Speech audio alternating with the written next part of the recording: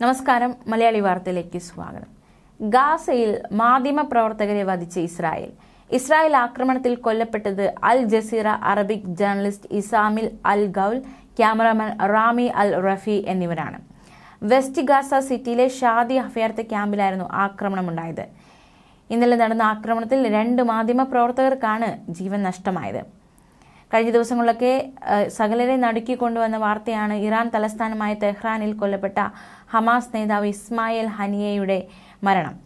അദ്ദേഹത്തിന്റെ ഗാസയിലെ വീടിന് സമീപം വാർത്ത ശേഖരിക്കാനെത്തിയ ജേർണലിസ്റ്റുകളാണ് ഇപ്പോൾ കൊല്ലപ്പെട്ടിരിക്കുന്നത്.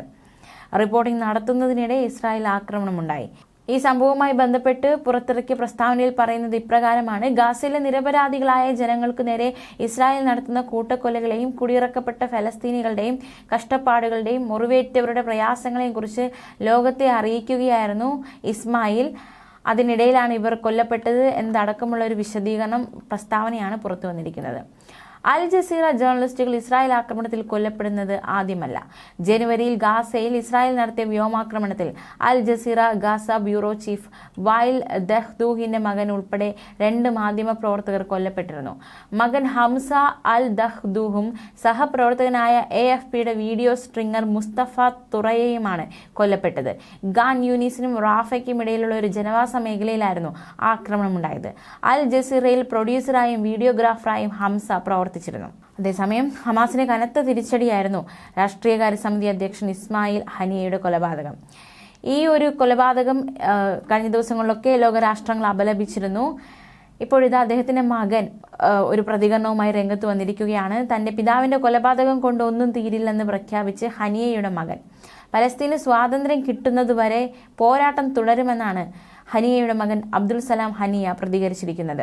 ദേശീയ ഐക്യം സ്ഥാപിക്കുന്നതിൽ തന്റെ പിതാവ് വളരെയധികം ശ്രദ്ധ നൽകിയിരുന്നുവെന്നും എല്ലാ ഫലസ്തീനി വിഭാഗങ്ങളുടെയും ഐക്യത്തിനായി തന്റെ പിതാവ് പരിശ്രമിച്ചുവെന്നും അദ്ദേഹം പറഞ്ഞു.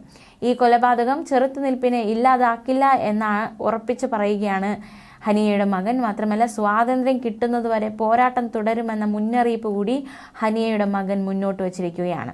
ഇറാൻ തലസ്ഥാനമായ തെഹ്റാനിലുണ്ടായ ആക്രമണത്തിലാണ് ഇസ്മായിൽ ഹനിയ കൊല്ലപ്പെടുന്നത്. പ്രാദേശിക സമയം ബുധനാഴ്ച പുലർച്ചെ 2 മണിക്കായിരുന്നു സംഭവം.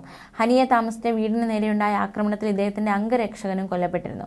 പുതിയ ഇറാൻ പ്രസിഡന്റ് മസൂദ് പെസഷ്കിയാന്റെ സ്ഥാനാരോഹണ ചടങ്ങിൽ പങ്കെടുക്കാൻ എത്തിയതായിരുന്നു ഇസ്മായിൽ ഹനിയ. ചൊവ്വാഴ്ച നടന്ന ചടങ്ങിന് മുമ്പ് ഇരുവരും കൂടിക്കാഴ്ച നടത്തിയിരുന്നു.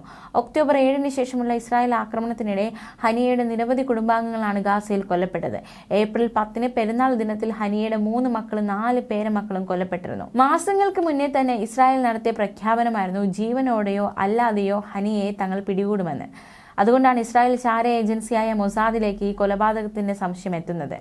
ഹമാസ് രാഷ്ട്രീയകാര്യ സമിതി തലവൻ ഇസ്മായിൽ ഹനിയ കൊല്ലപ്പെട്ടത് നടുക്കത്തോടെയാണ് ലോകം അറിഞ്ഞത്. ന്യൂസ് ഡെസ്ക്, മലയാളി വാർത്ത.